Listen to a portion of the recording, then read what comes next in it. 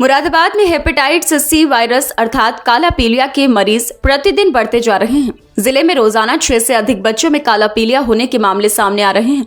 मुरादाबाद में बीते एक माह में लगभग 150 से अधिक बच्चे काला पीलिया की चपेट में आ चुके हैं। चिकित्सकों का कहना है कि गंदा पानी, बाहर की चीज आदि कई चीजों का सेवन करने से यह संक्रमण फैल रहा है। ऐसे में परिजनों, बच्चों के खान पान और जीवन शैली पर ध्यान देना बहुत जरूरी है, वरना यह वायरस जब एक बार बॉडी में आ जाता है तो कभी भी खत्म नहीं होता है। इसलिए समय रहते इससे बचाव करना जरूरी है।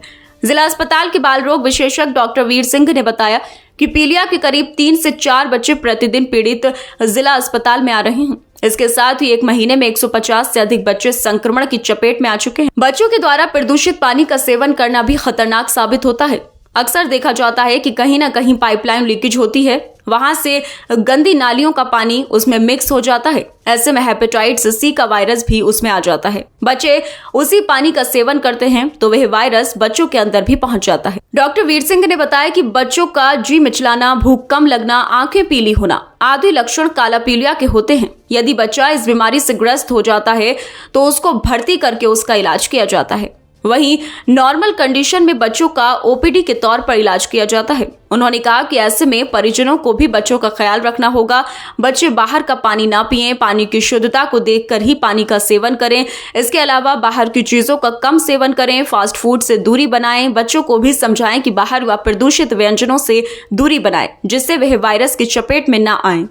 इस समय जो बरसात का मौसम लगभग शुरू हो चुका है गर्मी के बाद, तो ऐसे में जो ज़्यादातर मरीज़ हैं या तो वायरल बुखार या वायरल हेपेटाइटिस, जो कि खाने पीने की चीज़ों से, गंदगी से संक्रमण फैलता है उसमें वायरल हेपेटाइटिस ए में जो आँखें पीली हो जाती हैं, पेशाब पीला जाता है, भूख कम हो जाती है, उल्टी सी महसूस होती हैं और हल्का बुखार भी आता है। तो ये फेज लगभग 2-3 वीक के बाद उस संक्रमण जैसे हो जाता है। उसके दूसरे वीक में उसके लक्षण नज़र आते हैं मरीज में। तो ऐसे में साफ तौर से, ख़ास तौर से पानी से फैलता है। और जो जैसे गन्ने का रस है या खान पीन की चीज़ें हैं, उनमें अगर वायरस का कहीं से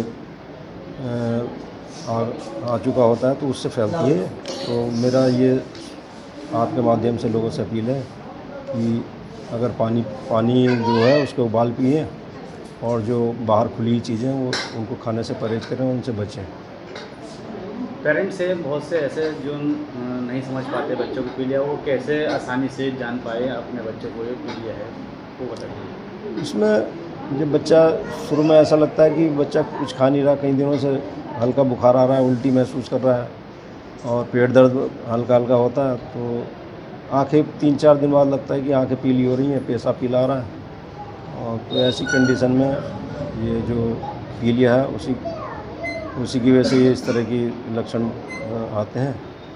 तो तुरंत ही योग्य चिकित्सक को दिखाएं, जिससे कि जल्दी से जल्दी उपचारित होकर लाभ प्राप्त किया जा सके। पीलिया के मरीजों की संख्या किस उम्र के बच्चों में ज़्यादा पाई जा रही है? ये तो लेके 1 साल से लेके और कभी तक भी हो सकता है, बड़ों को भी हो सकता है, बच्चों को भी हो सकता है। इसका कोई ये निर्धारण कोई ऐसा पर डे कितने मरीज आ रहे हैं सर इसके? पर डे 2-3 मरीज आ जाते हैं।